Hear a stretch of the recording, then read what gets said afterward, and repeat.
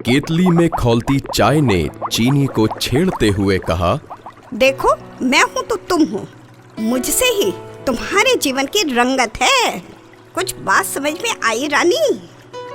यह चीनी भी अब पहले जैसी बड़े बड़े दानों वाली पीली पीली और सिकुड़ी चीनी न थी।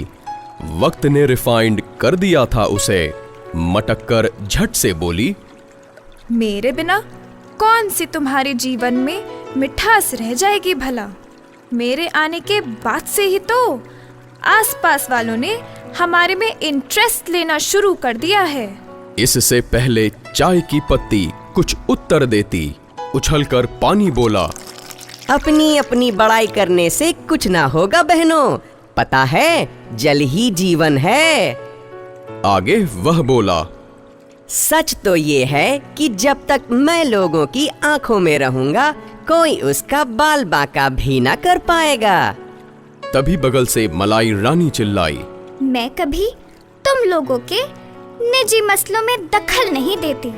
यह बात सुनकर चीनी और चाय की पत्ती दोनों एक दूसरे की तरफ देखते हुए जैसे ही कुछ बोलने को हुई, मुंह से धुआं निकालते हुए चाय की केतली फटफटाई। छलनी भी कुछ कम न थी। तभी जलती गैस भी कुछ बोलने को हुई। फिर माचिस रानी क्यों रुकती भला? और फिर कप, प्लेट, ट्रे सभी क्रेडिट लेने के लिए उठ खड़े हुए।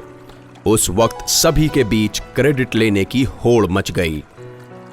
मौके की नजाकत को समझदारी दिखाते हुए खौलती हुई चाय ने अपनी मुस्कान फेंकते हुए चीनी के सामने बाह पसार कर कहा, आ जाओ, मेरे जीवन की मिठास मेरे आगोश में समा जाओ।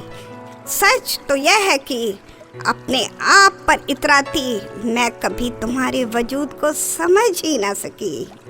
अगर हम अलग अलग अपने वजूद तलाशेंगी तो यूं ही घुलकर एक दिन खत्म हो जाएंगी और दूसरे हमारी इस बेवकूफ़ी का फायदा उठा ले जाएंगे।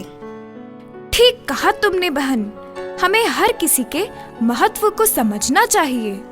यह कहते हुए चीनी हमेशा हमेशा के लिए पानी में विलीन हो गई और गुड बाय कहने से पहले दोनों बोली, आखिर उद्देश्य तो हमारा एक ही था ना।